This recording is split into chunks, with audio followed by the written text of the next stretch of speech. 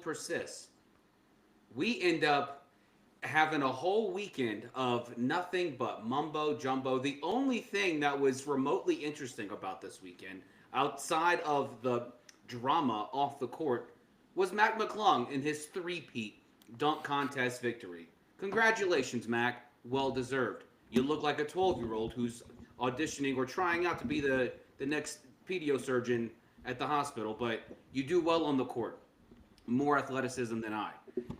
But what I want to bring up is the absolute asinine, uh, just uh, a makeshift monster that is the NBA and the WNBA.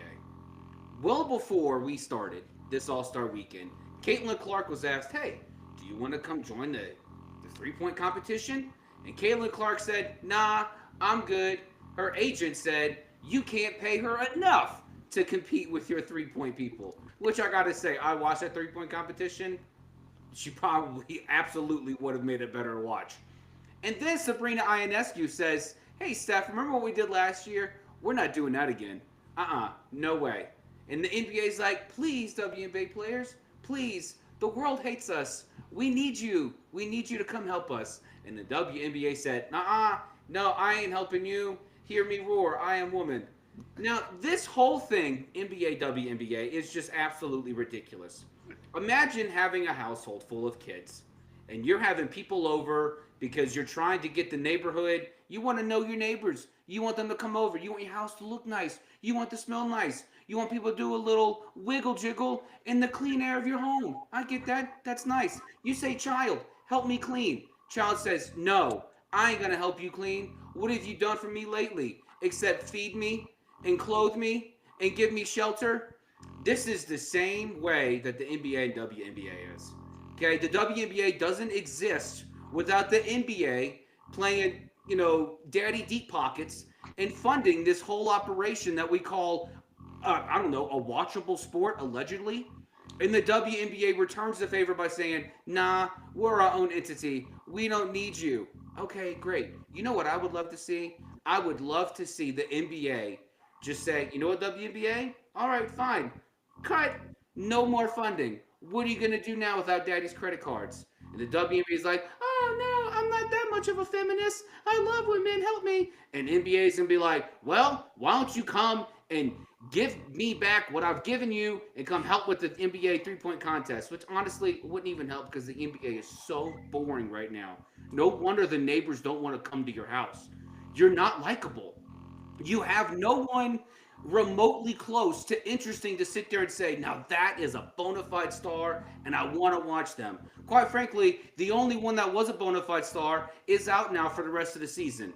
RIP, Wimby. You had a great 2024, 2025. But as far as the NBA goes, there is nothing remotely interesting about it. Now, we'll get into that later on of this episode because, folks, we are back. This is your Thirsty Thursday edition of Box Scores and Bourbon. Drink it up. All right, Cheers, Manny. Brittany. Cheers, buddy. Salute. Clink, clink. Cheers to another weekly episode. Welcome back. Yeah, it was just in the NBA cowering, like, "Okay, I'm sorry to have bothered you like that. I didn't mean to offend you with my offer to come put you on a much bigger stage than what you are on right now because let's be honest, no one's watching you. But I would never say that out loud to your face because, that's not feminine and I don't want you to not like me anymore even though I give you all my money to exist." This is like it's the dumbest thing I've ever heard. This it There's two. There's a multifaceted approach or multifaceted way of looking at this. One, I get where you're coming from. The WNBA has definitely only picked up track. Well, not only, but has picked up traction because the NBA has been doing all it can to empower them and uplift them. At the same time, some of those players, like the Caitlin Clarks of the WNBA, have done a good job at bringing the attention to the WNBA yeah. because of their skills. So there's that part to that. At the same time, I'm not big on holding leagues or people hostage, including kind of like blackmailing them. So for us to look at the WNBA and the NBA like dynamic and saying, well, we uplifted you, you owe us. It seems kind of well, it's not I don't like that take of yours. Like if you're empowering the WNBA, you empower the WNBA, and then you like let them have that. You can't hold that against them in the future whenever your league starts crashing and burning. That's not how this works. I'm not gonna hold $5 against you for the rest of your life, JB. If I let you borrow $5, I'm not gonna hold it against you for every favor that I possibly need in my future endeavors. No, I and let you know I what? empowered you. I let you those $5 for whatever you needed, and I you know what? You do what's best for you. I love that you brought up that analogy, okay? Because if you gave me $5, First I off, you're not wouldn't getting very far. consistently lose $4 every time you gave me $5. This was the best the best monetary year, fiscal year for the WNBA, and they True. still lost what $10 million. And the NBA is investing into this. It's the only reason this thing exists. It is a defunct organization. The Sure, only reason it has air to breathe is it's because because of the the NBA. NBA says we will fund you. True, fair. That's And the fair. WNBA repays them by saying, not only, no, I want nothing to Well, do see, with what you're doing, but Caitlin Clark's agent came out and said, the WNBA should just spin off and be its own league. I would love nothing more that's a than the bad idea. WNBA to That is spin off. that Please, is a please bad do it. idea. Please, please. Okay? I yeah, I can't say I'm too fond of that idea. I'm simply and here's the other thing. You're holding the players to the fire as if they represent the league. The league and Who the runs the league? players. Who runs the NBA? Well, no, I'm not saying that. I'm saying the Caitlin Clark decision was an individual decision, and we're using that to ostracize the league. Actually, no, her agent came out and said Well, no. either way, but that's an individual. The league itself should not necessarily be represented by what Caitlin Clark decides to do. If she didn't want to be in a 3 point contest, maybe she wants to enjoy her off season. They only have an off season for 10 months out of the year. Maybe she wants to enjoy it. But You I play mean, that's 4 not months out of the year. I'm not tired. it's not a Tired. representation. It's not a representation of what the WNBA like how they view it. Did they ask like every WNBA female player if they wanted to be in the 3 point contest? No, the NBA simply went for the biggest star, and they're like, oh well, we need you, so we want you now. They didn't go out and say let's do a WNBA NBA mashup of 3 point contest, and everybody said no, f you. This is an individual decision. I'm gonna hold it.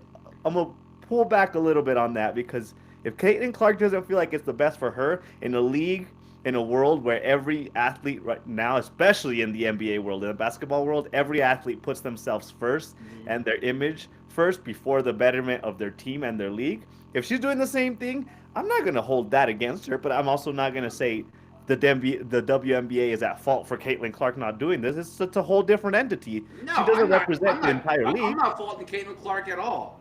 I mean, good job for her for having a cojones for Yeah, sit there and say, "No, I'm good. I don't want to," and see. No, whatever. That's fine that because is the exact when I saw that, that is the exact feeling that I had. I said in my mind I thought to myself, you know what, good for her. If you don't feel like you need to cater to the NBA because you know you're a big of a star by yourself, good for you. Keep yeah, at it. Now know that maybe there's gonna be some tensions between the viewership and the hmm sponsorship and the NBA dynamics, but yeah. empower yourself. If you feel like you can carry your own weight, do what your weight can handle. If your name can pull that kind of stunt, by all means, if you can back it up, back it up. Do your Right. own No, and thing. I've got nothing against it, but for the NBA to just sit there and be like, "Yeah, okay, that's fine. Yeah, that sounds good. Yeah, okay, You know what? thank you so much for your consideration." I We just are make mad. You and I can agree we are mad at the NBA. So for them to I take hate that the stance, NBA. let's I hate the state of the NBA right now, which is exactly. a So how great about we back segue. the NBA instead of bashing the WNBA? Because Let's really, who's well, at fault is the of course I'm going to NBA. bash it. It's not a real league, but let's get to the NBA. Yes. Let's because there's two items I want to bring up. One is since we've already mentioned the All Star break, Yep. I want to. Well, there's three things really. Um, One, LeBron James pulling a Simone Biles and saying, "I'm hurt. I can't play." 30 minutes So before tip off. Yeah, like I can't play.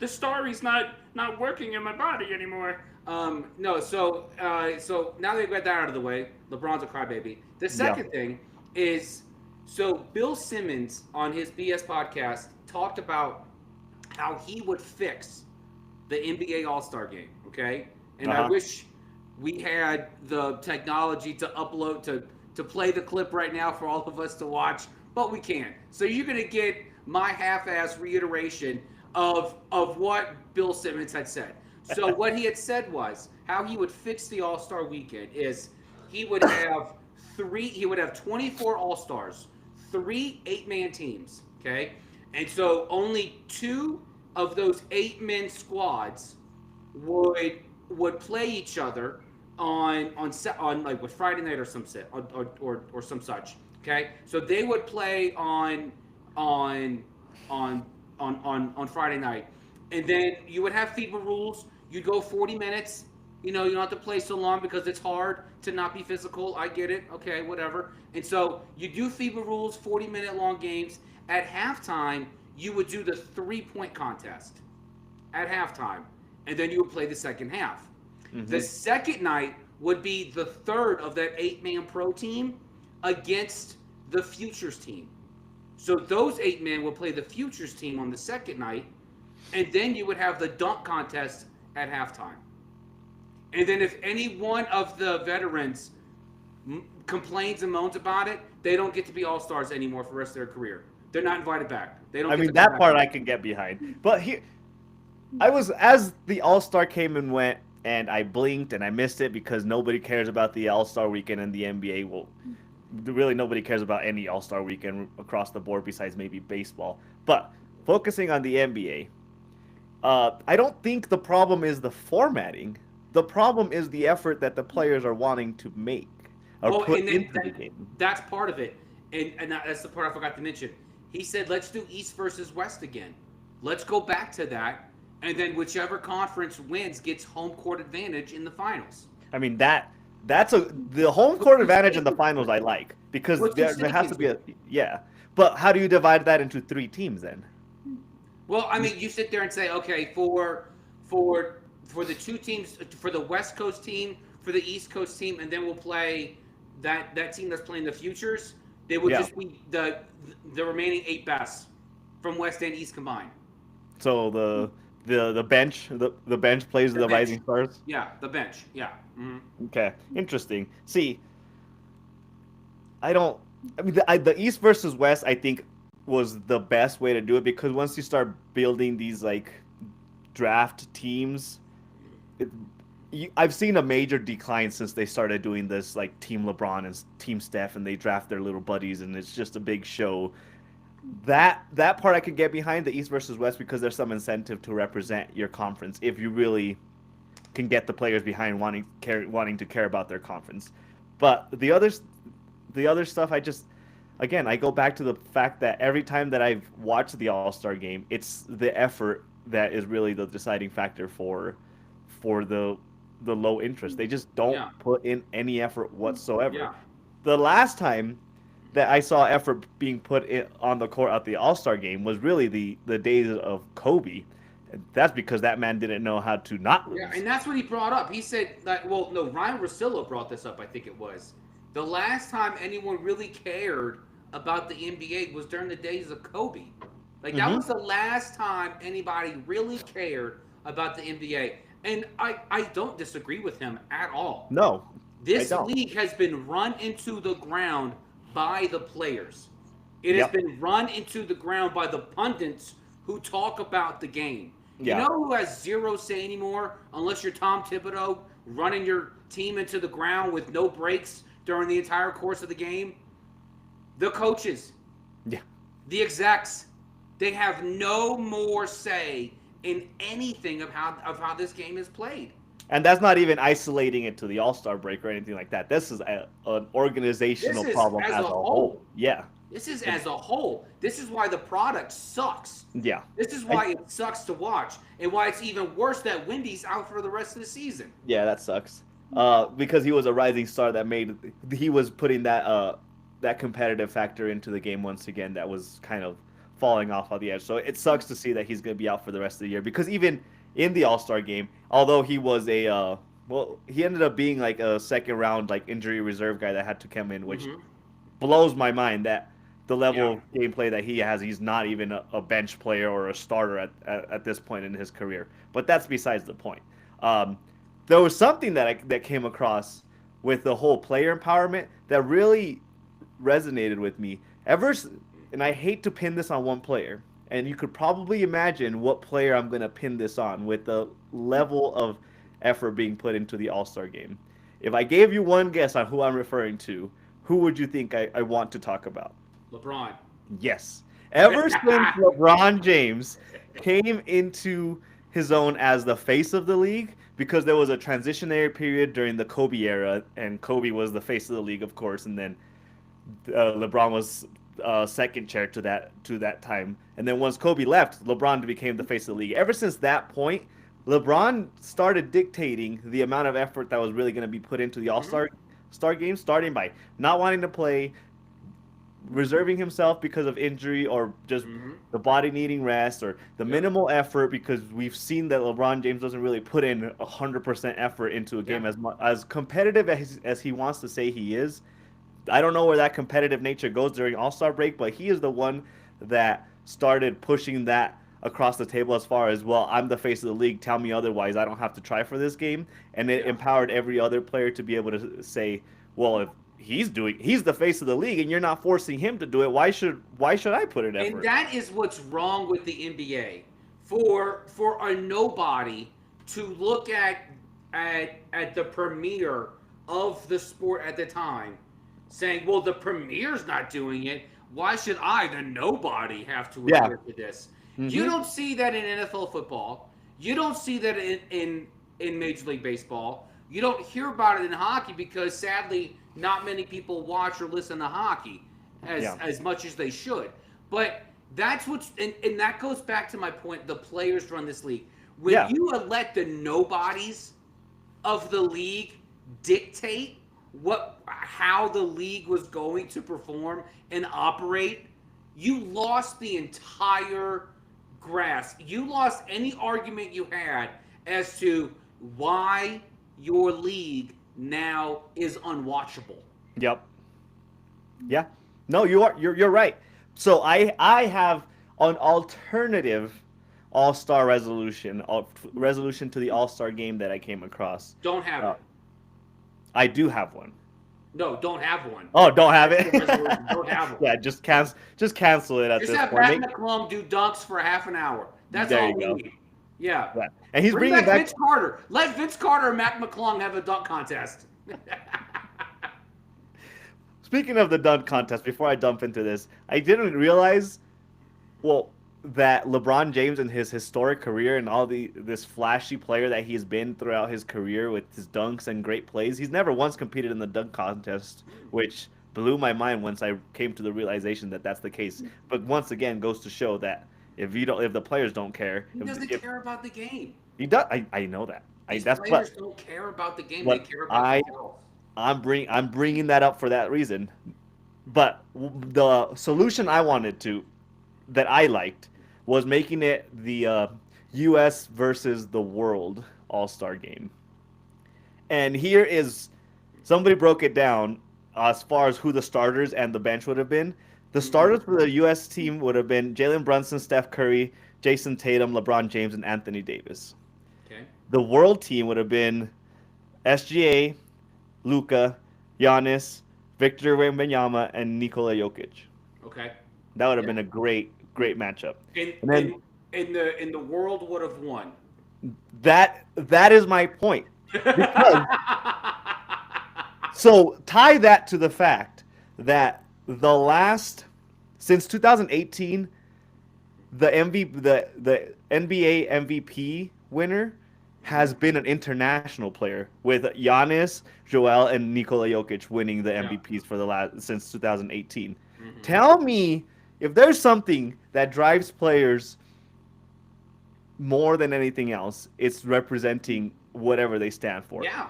It would take probably this would be like a slow pace thing, but tell Mhm. me after the world team would win the next 3 to 4 All Star games because I have a feeling that would happen with those type of rosters and those players not going anywhere.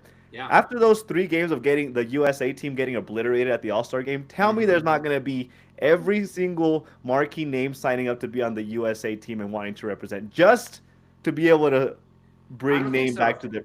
No. I don't think so. And this is what I'm going to have to consider, and this is going to serve as a great segue into the PK Subban comments. So this, all the international players. Let me backtrack. You think about the American players. Mm-hmm. They have freedom. They have the will to do whatever it is they want to do. This is the greatest country, the greatest experiment that has ever been conducted in the course of human history, and thank God for that.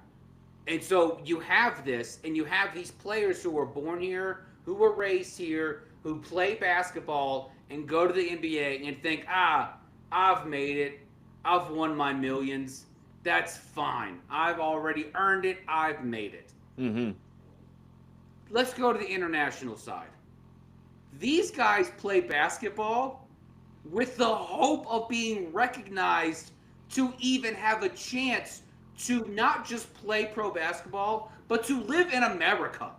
Okay, so there Right. is so much at stake for these men, Right. and they pour their hearts out for this. And I know you can make the argument. Luca looks like he can just be at courtside at a Vegas hotel eating all you can eat steak and lobster. But when the moment counts, he shows up. My point is that these international players, they play with heart. They Mm-hmm. play with the love of the game, and not just love of the game, but for love of a better future. These Most of these NBA players could give two craps about it because they know, I live in America, it'll be fine, I'm good, whatever. But see, with that same point that you're making is why I think it would be a driving factor for it because I feel It like hasn't been a driving factor in 20 years. true, true, but they've never experimented with this type of approach because for the same reason that you just brought up, if international players which worked their entire childhood, their entire teenage years just to make it to the NBA to prove that they are somebodies, if they come and show up the NBA American players as the internationals are leading the NBA, because that's really what the narrative would be. If the international players start winning the All Star game under this format, it would say the international leagues are taking over the NBA as far as like face of the league. Tell I feel like that would be a really good reason for the NBA all American NBA players to start wanting to try. Let's bring up what just happened 9 months ago in the Olympics. After the U.S. it got embarrassed for the last 2 or 3 Olympics, embarrassed by U.S. standards of basketball. In Yeah. the whole world, all the players in the world play basketball to come play in the NBA in the U.S. For the U.S. to be that marquee league to get embarrassed at the Olympics, that's what it took for LeBron James and Steph Curry and all these big names to say, "I want to go play for the USA team," because they were tired of seeing the country being not represented well. If that's happening regularly, every year is not a 4 year thing that gives you a chance to forget. I feel like that would cause some players, maybe not all players, because some uh, other players are also going to continue to prioritize their well-being and their livelihood and what they prioritize in life and their money, whatever. But there will be some good players, some household name players that get tired of seeing that kind of result during the All-Star game, and that would I feel like would drive them into wanting to make their make their country look better during an All-Star weekend. It would be a long-term thing. Like I said, it could take 3 or 4 years, but I fully expected that if this was the format for the next 3 to 4 years, the international team would win every single All Star game. For the sake of your argument, I would hope you're right. Mm. But it's just, oh, how do I put it delicately? You are We have not a one to lot of put things delicately, so we have just a give lot it of to me. crybabies. Okay, we have a lot of crybabies in the NBA. Okay, True. and crybaby starts with the letter LeBron. All right, this is it is. It's just it. They have been raised, and like I said, in in a country that now has lately catered to every whim and need and cry and whiny feeling that they've had, that oh, my feelings are the height of morality, so cater to my feelings. No, that's ridiculous. They if what you're saying is correct, if what you're saying helps fix, at least in some small part, the NBA, that would be fantastic. But there's still a part of me that thinks that LeBron and company decided to play in in the Olympics for America in order just to sit there and say, yes, I was the one who helped America look great on the grand stage. It is about me. I'll bow down to King Herod LeBron. Like this, like it's just it I would love it if that was true. It's going to take some time though. And I think your suggestion to make it America versus international, and America to get their butts absolutely kicked in the court, just wiped with them Every for year, the next every for year. the next 10 years. I think by that point there would be some pride, and Yeah. not just playing your game, but there would be some pride in the country you're representing. Hmm. There would be some pride in doing this other than just look how great I am. Right. Yeah, because as much as we want everything in the NBA is centered around individualism of a player. We know that for a fact. A player Yeah, has been a single player can dictate the direction of a franchise nowadays more than any time in the yeah, history of the NBA. That would take that away because a single player would not be able to beat the likes of the yeah, international players that are coming to play to the NBA. It yeah. would require at least 6, 7 players to be committed into wanting to win to represent. Hmm. That's the hard part. Do we Yeah, have 6 players that have enough pride in a yearly thing that really still won't mean anything? Just simply saying the USA team is dominating the All Star game. Do we have 6 of those guys in the league right now? I don't know. who have pride in America? No, No, we don't. well, We don't. simply put, but I was saying more pride, enough pride to want to play an All Star game with effort. They But have yeah, if more you want to pride in put it at that, themselves, yeah. to do it.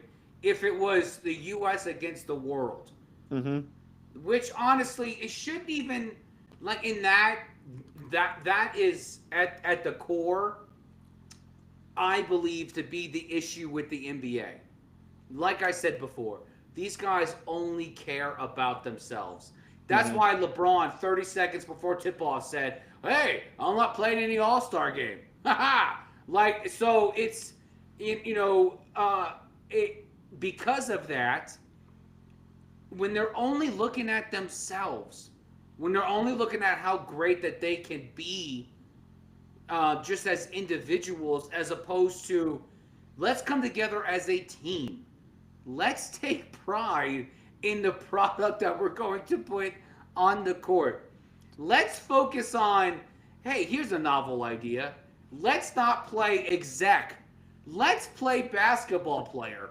And let's be the part of the one that's on the court delivering the product, Hmm. as opposed to trying to make the league what they want it to look like, making the league in their own image, their own golden idol. Like, we got what, 200 golden idols? Like, what? I got this. It's too many. It's too many. Okay, melt them all. Make your stupid championship ring, your stupid statue, or your stupid, trophy, whatever, and just play the game because you love to play the game. Yeah. You know, well, I'll wrap up the All Star bashing by saying this iteration of the All Star game this year was by far the most underwhelming year for the All Star It was games. so It bad. was it came like I said at the beginning. It came and went, and most people, even basketball aficionados, probably didn't even realized that the All Star games were happening. The three Yeah. point contest was filled with a bunch of players that I guess are names. Yeah. The All Star game, this Mm, new format they tried out, I'm still trying to figure out what the point was of it. It didn't get you anywhere farther than you had with the previous formats. yeah. Ultimately, it was a bust. And the thing is, every time it's a bust for the All Star games, the next 9 months, the discussion is how do we change it again to make it better. But sometimes you just need to find something that you feel like you can trust for a few years to see if it gets better. Yeah. This, whatever we got, not the solution. Yeah. But I want the NBA and the commissioner to work towards finding a solution that he's going to get behind for at least 4 years to see how it develops. Well, to look at Adam Silver to try to save the NBA is like looking at Biden and say, "Hey, save America." It's not gonna happen. That's Adam Silver's job. That is It is his his one job, but job. it's not going to happen. It's not. Adam Silver is only interested in speaking when there is no one else speaking. Adam Silver will not speak over anybody. He won't.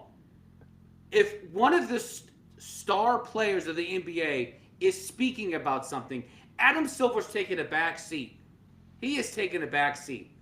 Now, I give Roger Goodell a lot of crap because he is, not arguably one of the worst commissioners in all of sports history. This dude Mo- sucks at his job, He's the most disliked, I'll tell you that. but at least he speaks up more often than Adam Silver does. Yeah. Adam Silver says nothing but platitudes. We're going to get rid of the baseline three. That's how we're going to save the NBA. Yay! He looks like a character from Team America. Yay! That's what he is on TV. That's all he is. That's all Dang. he is. Maybe that's why because of the trajectory of the NBA, maybe that's why they put him as the commissioner because they knew he was more of a That's background exactly why the commissioner. owners did it. The Yeah. owners implemented Adam Silver as the commissioner because the owners knew I'm not getting in this bowl of crap. I'm not stepping in this. This league is terrible. Like if you can look at your commissioner, and arguably all like three of the four major sports are just bad right now. They are bad. Three The of the four. NFL is bad. Okay. MLB is bad. The NBA is bad. It's bad. And it's because the owners want nothing to do with accountability. They want nothing. They want to have the cushiest job of all. I want to own a sports franchise because it's been a great. It's been a. It was the number one hobby on my bucket list was to own a sports franchise. So I'm going to vote for the most spineless individual to come out and just get whatever talking point I want them to have. That's what they're going to have. I'll give him some credit because even if he doesn't have a loud voice, and this is me looking for some credit to give him, He has a even though loud voice because he has a giant head. no, I'm saying even though he doesn't have a loud voice, Oh. regardless of the size of his He head. still has a giant head. Yeah. Yeah, was not using it because he does not have a giant voice. But he does take a lot of action. He's constantly looking for ways to make his league better. So I'll give him credit because he's an actionable commissioner compared to like the Roger Goodells, which are more talking, less working kind of Mhm. commissioner. I mean, you can decide what kind of commissioner you like depending We on all the know league. how I feel about Bobby Manchild. Okay, Yeah, but that's why Adam I'm not even Silver, bringing him up. He's no talking, no action, no. he's just a blowtard. That's all he is. He's a blowtard. Yeah. But closing out the All Star break, but staying in the NBA, I have another unprepared question for you.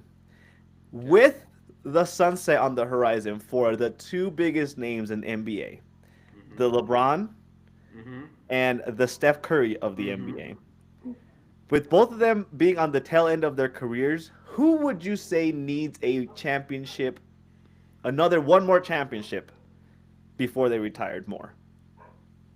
Honestly, I can care less about either one of them, and If you had to choose one, because I know where I would lean, I would say the one who needs it the most out of those two is Steph. Steph would need it more than LeBron because LeBron can win another one. He's still not going to beat MJ. He's still not going to beat him. And Who would LeBron's you rather see have get another one? as much as this hurts me to say this, because because my answer would be C, neither. I would rather see Steph win another one. That hurts you? I figured you were leaning towards the LeBron. No, because I would rather see neither one of them win one. Why? What do you But have I'd against rather Steph? see Steph win one. Well, first off, we need to dissect this a little bit. What do you have against Steph? Where do I begin? I'm curious to hear where you begin because I know where your stance is with LeBron, and that's Yeah. why I thought you were gonna say that as much as it hurts you to say LeBron needs another championship more. It's But not Steph, Steph. It's not Steph that I have a problem with.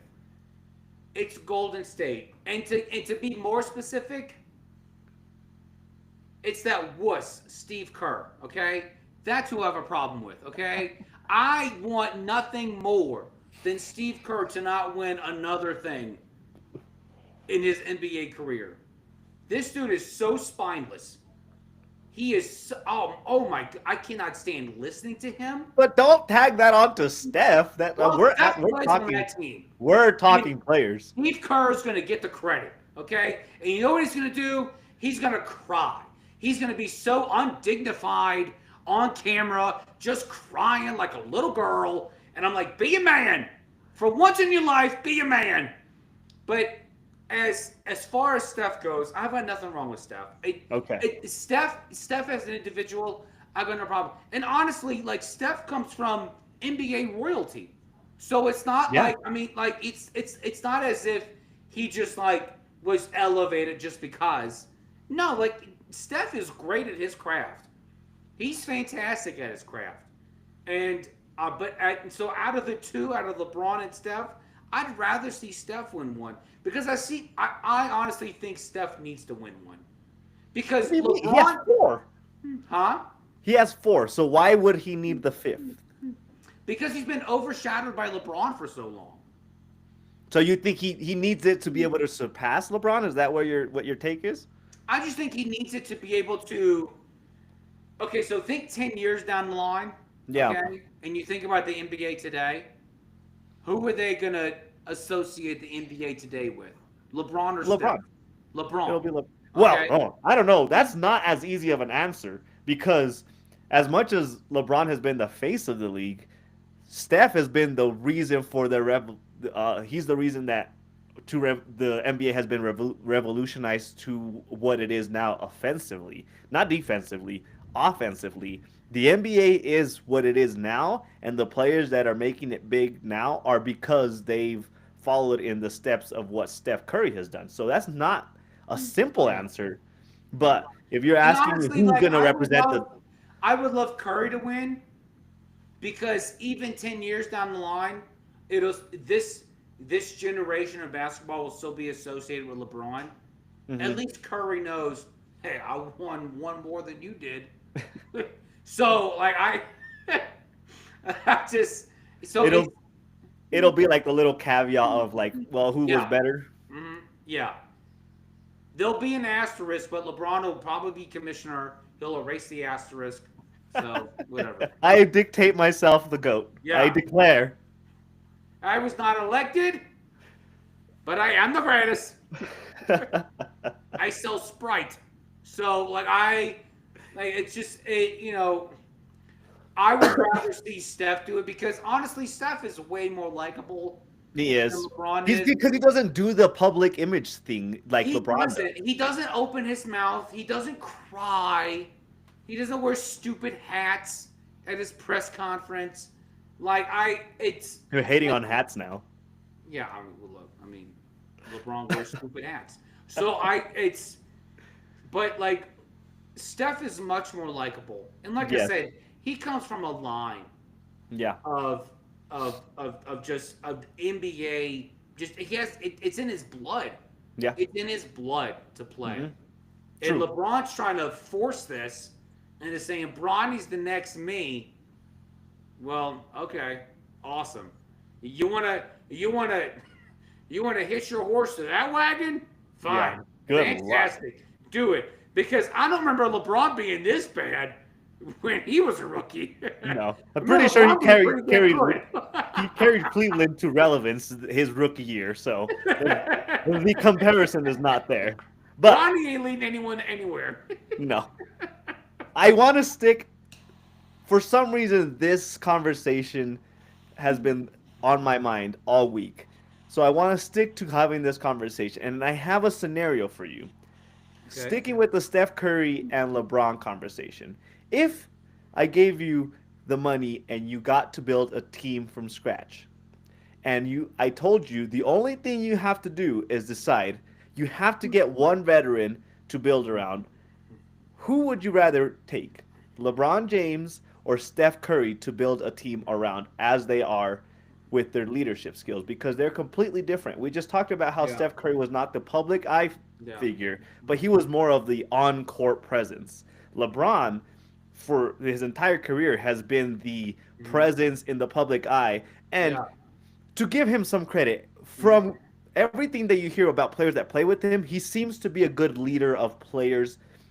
Maybe not like as far as schematically on the court, Right. but off Yeah. the court, like his drive, his dedication to the game is there. So, what would you rather have if you had to choose your captain for this new franchise that you have the almighty power to build? Between those two, Yeah, absolutely Steph. I would love to have Steph because I know that Steph wouldn't bitch and complain about the team that I built. but complaining about the team that you built is that shouldn't be a And deciding factor because you have to build a good team. What do you I want? do Do you have to want build the a good team. team And look, builder? I'm not. This is not me dissing LeBron's ability to just, uh, to, to just go above and beyond what it means to be an NBA legend. LeBron is an NBA legend. I'm Right. not. I am not gonna sit there and say that. I'm not gonna argue that he's not. He is. I'm not an idiot. I've watched this game for 35 years. I am not an idiot. I've watched this since I was 4 years old. I know LeBron is a once in a generational talent. Mm-hmm. But Steph is one of those quiet leaders. He is. Steph is one of those guys who allows a guy like KD to come on his squad and take all of and take all the limelight off of him. All the spotlight. Yeah, I want a team that's going to mesh. I Mm-hmm. don't want a guy who's going to sit there a day before AD is traded and be like, I don't know how we're going to replace his defense. And all of a sudden he's traded. Oh, how did that work? Oh my goodness. Oh, did you know that was happening? Yes, you knew because you run the Lakers. I if I'm running a team, I want a team that's going to gel. Yeah. That is going to gel. And Steph, out of Steph and LeBron, Steph is the guy that's going to help me gel this team together. Interesting. See, when I asked you this, I really thought regardless of how you felt about LeBron, I felt like you were gonna lean more towards LeBron because of the other stuff that he brings to the table. Mm-hmm. Because if you were building a team, you want somebody that can be vocal about being a leader. And Steph, for as much as I've seen of him, has not been the vocal I leader don't need off my the court. star player to be vocal. I don't. I don't need. I need my star. Steph does some of the best work on the court. Yes. Steph allows the game to develop as the game is going to develop. And he allows all four of the other guys on the court to to help decide that. Hmm. I don't need my star player to sit there and say I want the ball in the last seconds of the game. Because I know Steph's going to want the ball in the last seconds of the game. I know he's going to take that three. I know he is. And if I said, Steph, I want you to drive up in the paint, Steph would drive up in the paint. I know he would. But there is something about Steph's play that is so unselfish. And if I'm building a team, a super team. I want a team, not a player who's like when I say unselfish, I don't mean a player who's unafraid to take the last shot. I don't mean a player who doesn't want to have the ball Yeah. for the last play of the game. I'm talking about a guy who says, I'm not having the best night. Mm-hmm. Someone else is. Yeah. I'm going to let them shine. When as I thought about asking you this, there was a on my stance, and hear my thought process out. My stance initially was I would rather take LeBron because if I'm building a team, I want him to be vocal enough to be able to bring players with him. That was until I noticed since the Luka Doncic trade, and I'm tying this all together in a very interesting way. With Luka, when Luka Doncic got traded to the Lakers, I thought it was going to be a really good dynamic because the scale was going to start tipping into the way of this is Luka's team, and LeBron was going to slowly start taking a back seat. I have never, since Luka came to the league, I have never seen him be the player that he's being right now, where he just seems overshadowed by the presence of LeBron, and that changed the direction of my thought process for this question because it seems like because of how vocal and how powerful of a person as far as his like stance is, LeBron, the power that LeBron carries with him, his aura. I thought that would be for a betterment of anybody around him until I saw how Luca has dwindled in the shadows of LeBron being on the same roster. It blows my mind and it makes me wonder: is this transition going to be well? Is it going to go well for Luka to take over this team once LeBron leaves? Because it's going to obviously be required for LeBron to retire for Luka to be able to finally take over that team because that's obviously the goal. But that being said, with this question that I asked you, seeing this with Luka, I would have to agree with you a little bit that maybe the approach that Steph Curry takes by leading by example on the court and letting everybody else have the spotlight as they feel necessary might be the better option for the betterment of a team when you're building something from scratch. Yeah. It just Yeah. the point I'm making is that it just blows my mind how overwhelming LeBron James can be with his presence on a Yeah. team, and not in a, I hate to say it this way, but it's not in a good way. It's As good not. as he is, it's not in a good way. Think about it this way, okay? And we'll end it on this because I really want to mention PK Subban. When when Steph and Clay were together, who were they called? Who? What was their? The Who Splash were they Brothers, affectionately called? the brothers, yeah, The Splash Brothers. yeah, LeBron and KD. What were they called? LeBron's team. yeah, Okay. Look, and that's my point is that like I have no problem with a guy who wants to take the game in his hands. But if I'm building a team, I want a team. hmm, I want a team. And that's the problem with today's NBA is that there are very, very few teams. It is players with subordinates on the court. yeah. And that's all LeBron cares about. That's all he cares about. That's why he had no problem AD getting traded. And here's my theory. LeBron knew ahead. Not only did he know ahead of time, AD was getting traded for Luka, but he also encouraged it because he said, "Watch me take the limelight from one of the other top 5 players in the game today." That's LeBron's got such a chip on his shoulder. from where? I There's don't no. know. If Other he than does, that, there's no reason to. he wants to be LeBron. That's the character of the man. You mean he wants to be MJ? Maybe. He's trying to be, but he's never going to be. Right. He's Right. never going to be. Yeah. MJ never swapped pieces in and out for years on end. He never changed teams for years on end until the end of MJ's career. He changed teams, Yeah. Well.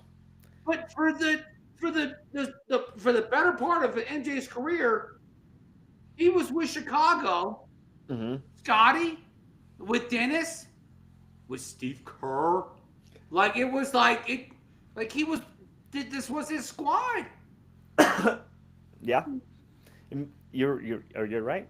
Like I can't argue with that because the uh, the evidence is right in front of our faces with how LeBron has kind of handled every presence that he's made in an Yeah. organization. It's gone through him for better or for worse. It's been as LeBron says goes. Yeah. So let's take this and let's segue into PK Subban. So for those who aren't familiar with PK Subban, he was an NHL defenseman for well over a decade with the Canadians, with the Devils. So he was on ESPN recently, and he noted the difference between the NHL and the NBA. And again, I wish we could just play the clip because he says it so eloquently. But to hone his points, what PK has noticed is that the NBA, if you're hurt or you're injured, you don't play. You Hmm. just don't play. You sit out. You're just worried about yourself. You're not worried about the fans who have paid hard-earned money to come watch you play.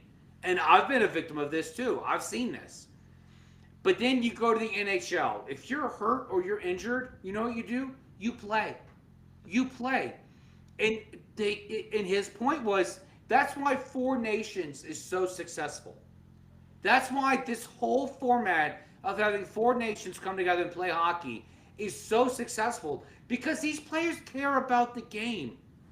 They care about they care about their craft. They Yeah, care about the game itself. And they will do nothing is going to stop these guys. Nothing. Which is why you have these incidences where you have the Americans kicking the crap out of Canadians 3 times in 9 seconds, and then also winning the match. But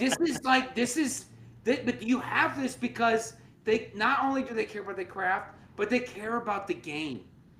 NBA players do not care about I'm not gonna say all. Most NBA players do not care about the game. They care about their own image, yeah, and that's it. yeah. I mean, we. NHL, it is a different story. Oh yeah, there's a 180-degree difference between the way the NHL players carry themselves and the way the NBA players Mm-hmm. carry themselves. We touched on it very early on in what we were just discussing. The players Mm-hmm. have in the NBA have decided that they want to make it about themselves, and the league runs around their presence and what they have to offer and how much they can make and what type of footprint they can leave on the league. Mm-hmm. When it comes to the NHL, it is not uncommon for a player, a really good player, to be a part of a team that may not be well known by his Yeah. name, but you know damn well he's carrying that team into a Stanley Cup appearance or a Yeah. Stanley Cup Mm-hmm. win, and you could Yeah. easily go the entire year without hearing who this player is because Yeah. the focus in with the NHL teams is what are you going to do for the team, and like I just said, on the contrary, the NBA is what is this team going to do for me, and it shows in the quality of what you're seeing whenever you see a game. It shows, it flares its face in front of anybody that's watching it because you Yeah. see the dynamics so easily in schemes and in just the from the introduction of a player in the NBA, from the walk out of the tunnel, the way that they present players compared to the NHL, where the players are on the ice and Yeah. you drop the puck and and Yeah. the way they look at it Yeah. is go show me what you're gonna do for my team. It's Mm-hmm. completely different. Yeah.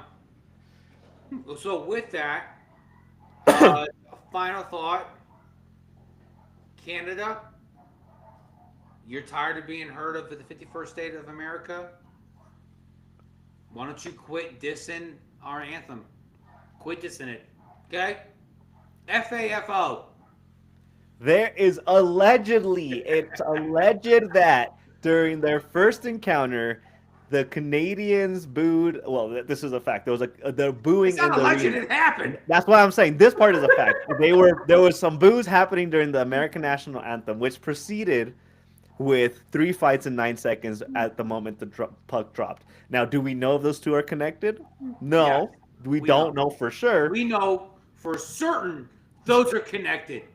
That's But we can why make the good that's connection. why hockey players are so they are far superior to NBA players. If the NBA played a game in Canada and the Canadians dissed our national anthem, those NBA players would just kneel and be like, "Oh, it's fine. It's just an anthem of the country that we live in that gave us every opportunity that we've ever wanted. That paid us all these millions of dollars. Yeah. We're just, it's fine. You can, that's okay. You know what? We'll go one further. You can win because your feelings matter. NHL players, no, no. You're going to diss our anthem, you're going to pay for it. And I'm going to knock your teeth out Yeah. I'll tell three you what. times in 9 seconds. I will tell you what. For this, the Four Nations, what are they calling the Four tournament? Nations. Four Nations Championship tournament, whatever. Mm-hmm. I don't know. That is the most Mm-hmm. intense hockey I've ever seen being played, and it's such a genius format. The way that they're doing it, Yeah. which I hate to say it, and maybe it's a perfect way to tie it all back in together. It goes to show that maybe the NBA needs some of this pride behind their country and get some little bit of a stomp on if you're representing the U.S. in your All Star game. I'm just saying. I'm just saying. The evidence is there. The the trial has been done in the hockey world. It might be working for the NBA. Yeah. Well, let's transition to a whole other segment. Yes. Your favorite segment, JB and Manny's Fix of Six. Our fix of six, JB. Shall I take it away first? Yes. All right. On Manny's number three fix of six, I'm bringing in baseball, JB, because the Yankees announced that they agreed to a contract extension with your favorite manager, Aaron Boone, a 2-year contract extension through the 2027 season. And my thing is, with Aaron Boone as the manager, I have yet to see. He did lead the Yankees to the World Series in a very embarrassing fashion. They were present for the World Series. That But I fifth have yet to inning. see I have yet to see Aaron Boone actually do managerial decisions that make his team better. He just seems to be along for the ride, and his ask or his way of looking at things is give me a lot of good players. That way, I have to put in very minimal effort. I'm just not too sold on what Aaron Boone is bringing to the table. Are you really making your team better by what you're offering as a manager in the baseball world? My answer right now, when it comes to Aaron Boone, is no, but apparently the Yankees themselves feel like the answer is possibly in the next 2 years. So That that game is five was Manny's. awful. And Hal Steinbrenner said, "Tell me you don't care about the team without telling me you don't care about the team." That's On Manny's number two fix of six, bringing it all back 180 to the NBA. Draymond Green was in attendance during the All Star weekend, and there was some quotes that came out from his presence at the desk. He said he guaranteed that the Warriors were going to win the championship this year because he loved what Jimmy Butler was bringing to that team. Because he made his words were Jimmy Butler makes every player on our team feel like every game we go play, we can win the game, and it's a great feeling to have. It motivates players to be able to win a championship. Fine, guarantee a championship. It's only been one player in the NFL that's guaranteed a championship and actually followed through with that. My issue was what he followed that stance with, which was what he's saying when he said, I am ready to follow Steph Curry and Jimmy Butler. Whatever Steph Curry needs, I am ready to follow him. Whatever Jimmy Butler needs, I am ready to follow him. JB, I have a problem with this because Steph Curry has been on his team for his entire tenure with the Warriors. How is he now ready to follow Steph Curry as his leader of that team? Steph Curry is the reason you got 4 rings. And now because they bring in Jimmy Butler, now you're ready to follow Steph Curry? Who have you been following for the last 6, 7 years, 8 years? What are we following where you finally can say, I'm ready to follow you, Steph? And at the same time, you have multiple times said, I am a changed man, and then you went and punched your teammate during a practice, and you continue to get technicals, and you keep getting kicked out of games because you can't control your attitude. So I'm not too sure that you're ready to do anything besides throw your little tantrums in the middle of a game and in the middle of the practice court, Draymond Green. So I want to see you put your do what you're saying instead of just saying things just for the sake of saying things. And on Manny's number one fix of six, now bringing in the NFL. It was announced today that the Cowboys All Pro lineman Zach Martin is retiring after 11 seasons in the NFL. This man was the epitome of all-star performance for the Dallas Cowboys, and it it breaks my heart seeing him retire because he was so good at his position. He made it. He was an All-Pro for seven Mhm. times. He was an All-Pro, but it just reminds me that sometimes it is not about a player and what they bring to the organization.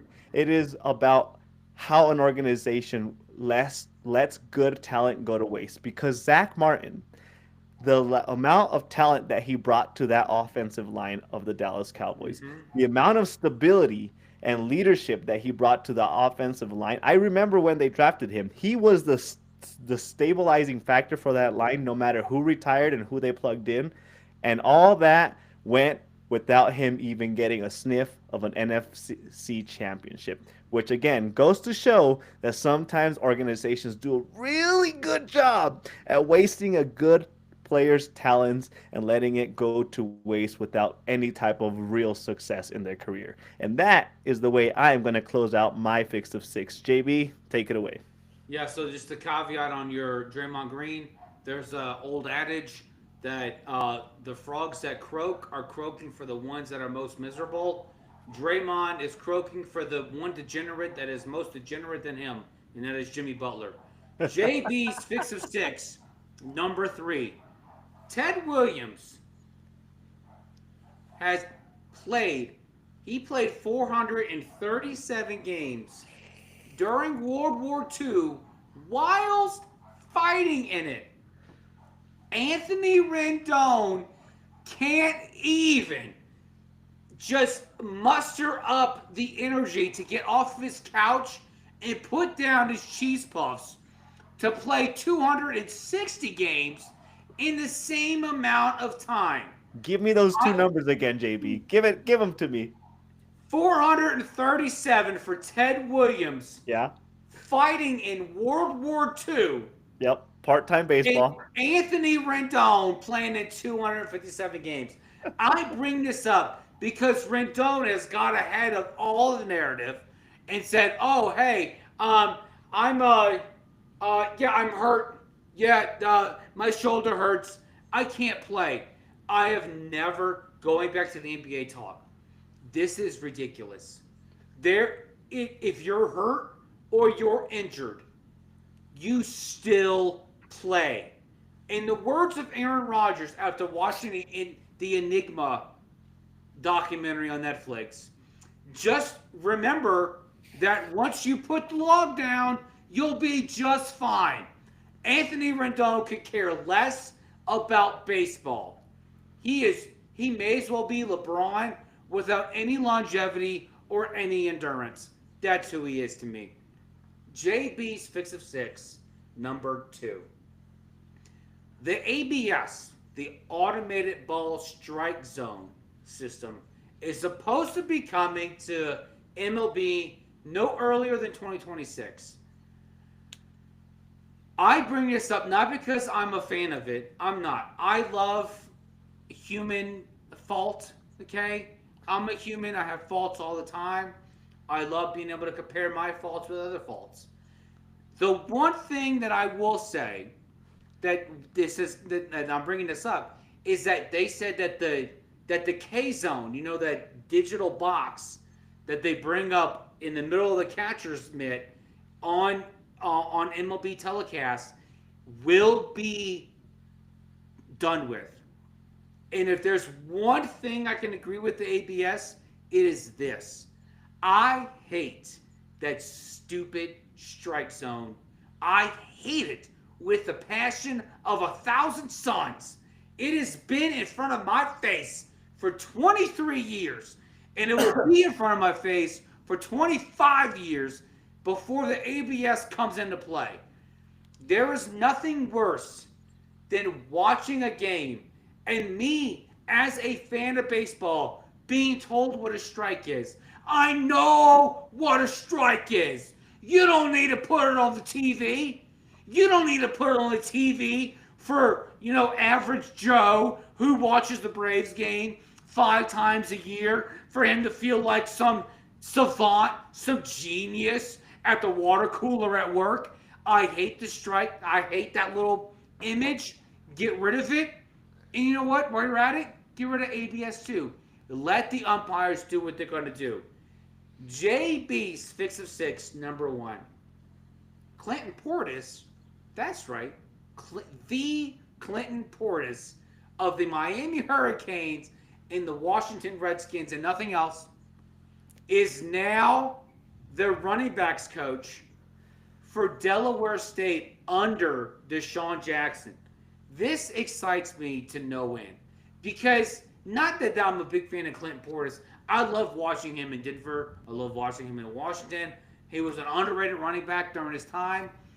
But just the fact that we have all these former players who are now coaches and coordinators in the college ranks.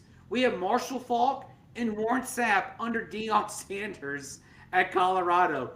And Trent Dilfer is the head coach at UAB. And Eddie George is the head coach at Tennessee State. This is awesome to see.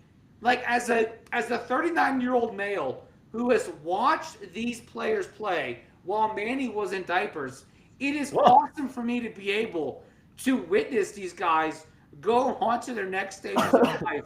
And now they're impacting college players in a way that I think will be a good thing because these were all fun players to watch in the NFL. And that wraps up JB Manny's Fix of Six. One thing, JB, all I'm gonna say about your K zone hate, your strike zone hate, is I love sitting on the couch and saying, that was a ball, Blue. You suck at your job. You should know it's a ball by just watching it. I love the confirmation. Years we're watching baseball without a K zone. I love the confirmation of just being able to judge the freaking umpire and be like, "You suck at your job. No. Look at that obvious ball." It felt good. If as a casual viewer, it felt good. At in their own merit, okay, at whatever it is they do, okay. But having the K zone there just ruined it all. No, I loved it. Ruined it all. I loved it. Because not only did it ruin just the viewership, it ruined how players are at the plate. There used to be a time before you were born where MLB players would swing at pitches that were close to the strike zone. Mm-hmm. They have gotten so used to seeing this stupid graphic that they're like, "Oh, I know that's a strike. I know it is." So they take fewer and fewer risk at the plate. If it was close, you swung at it. That's it. That's it. Perfect for me would have been they bring in the automatic strike zone and then they leave the K zone. That way I could watch the game and be like, you should have challenged that one. That was a ball. You should have tapped that. That should have got a little challenge going on that one. Anyways, JB, what have you been drinking? What have you been smoking? I have been drinking this lovely Redwood Empire. This is 100 proof bourbon. It is absolutely delicious. And I've been smoking this white label Placencia. Nice. You can see it. Kind of. Yeah, a little. What have you been drinking? JB, I finished off my E&J Vanilla Brandy. I know I brought it out a few episodes. I promise by next episode I will be trying a new bottle. But I wanted to finish this one off before I went and bought a new bottle. So E&J Vanilla, still Up there with my one of my favorite brandies. I enjoyed it the entirety of the bottle. But like I said, I promise by next episode I will be trying something new that I haven't brought to our episodes before. So stay tuned to see what I will be sipping on next week. JB, get us out of here. Folks, you can find us the video versions and the audio versions on YouTube, Spotify, Apple, Amazon, Box Scores and Bourbon. Additional content on TikTok, X, Instagram at BSB Sports 24.